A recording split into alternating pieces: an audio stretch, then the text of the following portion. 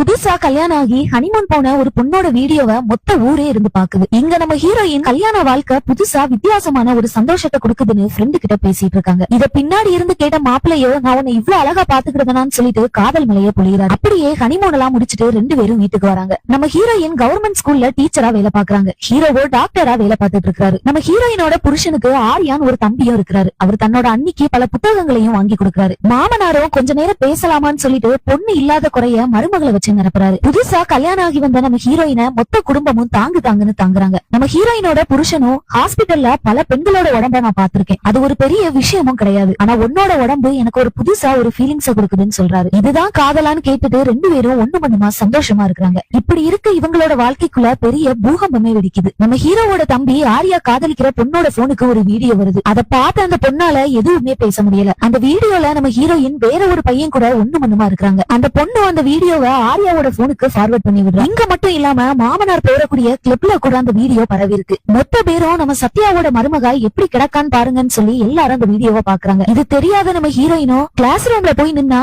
அங்க இருக்க பசங்களும் குசு குசுன்னு பேசுறாங்க. காதலிக்கும் போது எடுத்த ஒரு வீடியோவால இந்த பொண்ணோட வாழ்க்கையே சீரழிஞ்சு போயிட்டு ஸ்கூலுக்கு போயிட்டு வீட்டுக்கு வந்த டீச்சர் அம்மாவும் போனை எடுத்து பார்த்தா இவங்களோட வீடியோவே எல்லாருக்கும் ஃபார்வர்ட் ஆகுது. என்ன பண்ணன்னு தெரியாம தன்னோட புருஷன் கிட்டே அழுதுட்டு ஓடுறாங்க. அவரோ ஏதோ நாயை பார்த்த மாதிரி இந்த பொண்ணை விரட்டுறாரு. ரூமுக்குள்ளே விடாததுனால 2 நாள் வெளியே இருந்தே அழுதுகிட்டே இருக்காங்க. இதுக்கு மேலேயும் முடியாதுன்னு ஸ்கூலுக்கு கிளம்பி போனா அங்க இருக்க பேரண்ட்ஸ் எல்லாரும் இப்படிப்பட்ட ஒரு பொண்ணு இந்த ஸ்கூலுக்குள்ள இருக்க கூடாதுன்னு அங்கேயும் நம்ம ஹீரோயினை விரட்டுறாங்க. அந்த நேரத்துல அவங்களோட ஃப்ரெண்ட போய் பார்க்கும்போதுதான் மிகப்பெரிய ஒரு உண்மையே வெளியே வருது. அந்த வீடியோல இருந்தது ஏயோ ஃபேக்கோ எதுவுமே கிடையாது. சாட்சாத் நம்ம ஹீரோயின் தான். 3 வருஷத்துக்கு முன்னாடி ஒரு பையனை காதலிச்சிருப்பாங்க. அப்போ எடுத்த அந்த வீடியோவால இவங்களோட வாழ்க்கையே இப்ப நாசமாயிட்டு. முன்னாள் காதலனை போய் மீட் பண்ணலாம்னு சொல்லி பேசும்போதுதான் தெரியுது அந்த பையன் வேணும்னே இந்த வீடியோவை வெளியே விடல. மொபைல சர்வீஸ் காண்டி கொடுத்த இடத்துலதான் இதை லீக் பண்ணிருக்காங்கன்னு சொல்றான். இதை கேட்ட நம்ம ஹீரோயினும் அதை டெலிட் பண்ணிட்டு உனக்கு கொடுக்க தெரியாதா, உன்னோட காதலி என்ன சொன்னான்னு கேக்குறாங்க. அவ எல்லாத்தையுமே பாஸ்டா தான் பார்த்தா இப்ப எனக்கு ரொம்பவே சப்போர்ட்டிவா நிக்கிறான்னு சொல்றாரு. இதை கேட்ட நம்ம ஹீரோயினுக்கோ சுருன்னு ஏறுது. ஒரு பையன் பண்ணா தப்பு கிடையாது, பொண்ணு பண்ணுனா மொத்த வாழ்க்கையும் வீணாகணுமான்னு கேக்குறாங்க.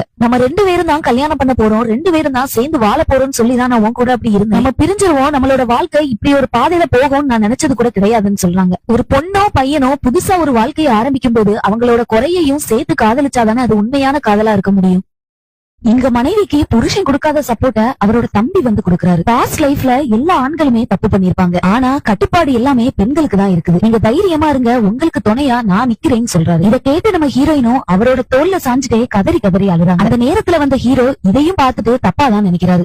ஆரியா பேசிட்டு போனதுனால நம்ம ஹீரோயினோட மனசுக்குள்ளேயும் ஒரு தைரியம் வருது. நான் காதலிச்ச நான் விரும்பின ஒரு பையன் கூட பிரைவேட்டா இருந்தத பார்த்தவங்க தான் தப்பு பண்ணிருக்காங்க. இதுல நான் எந்த தப்புமே பண்ணலையே, நான் ஏன் இருந்த அலனும்னு சொல்லிட்டு அடுத்த நாள் கிளம்பி ஸ்கூலுக்கு திருப்பியும் இவங்க ஸ்கூலுக்குள்ள வரக்கூடாதுன்னு எல்லா பேரண்ட்ஸும் கத்துறாங்க. அந்த நேரத்துல நான் சிலபஸ முடிக்கல, இது கவர்மெண்ட் ஸ்கூல், நான் வேலை பாக்கணுமா பார்க்க கூடாதாங்கிறத கவர்மெண்ட் தான் சொல்லணும். உங்க வீட்டுல ஒரு பொண்ணுக்கு இப்படி நடந்திருந்தா இந்த கேள்வியெல்லாம் கேட்பீங்களான்னு கேக்குறாங்க. அந்த செகண்ட்ல எல்லா கூட்டமும் கலைஞ்சு போகுது. வீட்டுல இருக்கிற எல்லாரும் சேர்ந்துட்டு குடும்பமான போகுது, போய் ஒரு கம்ப்ளைண்ட் கொடுப்போம்னு போலீஸ் ஸ்டேஷனுக்கு கூட்டிட்டு போறாங்க. இந்த வீடியோ ஃபேக்கா யாரோ கிரியேட் பண்ணி போட்டிருக்காங்க, இதுல இருக்குது நான் கிடையாதுன்னு சொல்லிட்டு ஹீரோயினா சைன் பண்ண சொல்றாங்க. அவங்களும் இந்த வீடியோல இருக்கிற பொண்ணு வேற யாரும் கிடையாது நான் தான் சொல்றாங்க. குடும்பமான போகுது எல்லாரும் எலும்புங்கன்னு மாமனார் சொல்லவும் அதுக்கும் நம்ம ஹீரோயின் பதில் கொடுக்கறாங்க. உங்க பையன் கூட 2 வருஷத்துக்கு முன்னாடி ஒரு பொண்ணு கூட அஃபர்ல இருந்தாங்கன்னு சொல்றாங்க. கடைசியா அவங்க கையில இருந்த மோதிரத்தை கலத்தி வச்சுட்டு என்னோட பாஸ்ட மட்டுமே பார்த்து என்ன நடக்கிற இந்த ஒரு வாழ்க்கை எனக்கு வேண்டான்னு உதறி தள்ளிட்டு அங்க இருந்து கிளம்புறாங்க.